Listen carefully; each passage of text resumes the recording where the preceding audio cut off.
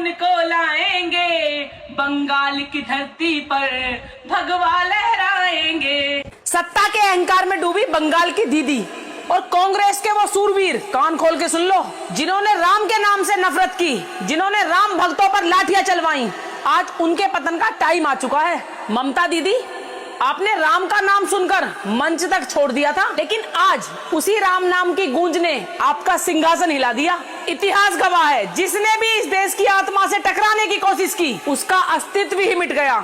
जरा याद करो वो मंजर, जब कांग्रेस ने राम को काल्पनिक बताया था, जब बड़े बड़े वकीलों को मोटी फीस देकर इसलिए खड़ा किया गया ताकि राम मंदिर की राह में रोड़े अटकाए जा सके। क्या सोचा था तुमने कि सनातन सो गया है? नहीं, सनातन सब देख रहा था और सही समय पर उसने ऐसा पलटवार किया कि आज बड़े बड़े सूरमाओं के पास बैठने को विपक्ष की कुर्सी तक नहीं बची।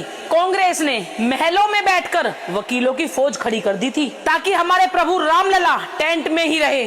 शपथ पत्र देकर राम के अस्तित्व को ही नकार दिया गया था। अब आप ही सोचो आज नतीजा क्या है। जो कांग्रेस पूरे देश पे राज किया करती थी, आज वो खुद अपने अस्तित्व के तलाश में भटक रही है।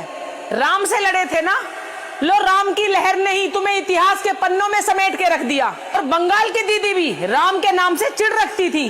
अरे दीदी, जिस राम के नाम से पत्थर तक भी तैर जाते हैं, तो तुम उन राम से टकराने की कोशिश कैसे कर सकती हो? अगर बीजेपी से लड़ना है तो मैदान में लड़ो, नीतियों में लड़ो, विकास पर लड़ो, लेकिन याद रखना, जब जब तुमने राम के नाम पर ललकारा है, तब तब बंगाल की मिट्टी ने तुम्हें आईना दिखाया है। और देख लो नतीजा, बंगाल में खेला हो गया। बंगाल की जनता ने ही तुम्हें नकार दिया। राम के विरोधियों का किला ढह चुका है। वहाँ पे भी बीजेपी ने भगवा लहराकर साबित कर दिया कि हमारे राम से लड़ने वालों का अंत निश्चित है। बंगाल में अब दीदी का बोरिया बिस्तरा बन चुका है। ये लड़ाई मोदी, ममता और राहुल की नहीं है, बल्कि ये लड़ाई है आस्था और अहंकार की। जो राम का विरोध करेगा वो मिट्टी में मिल जाएगा।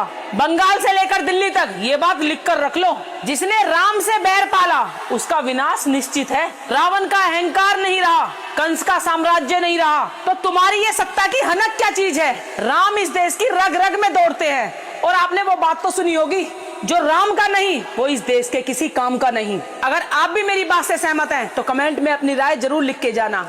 जय हिंद, जय भारत।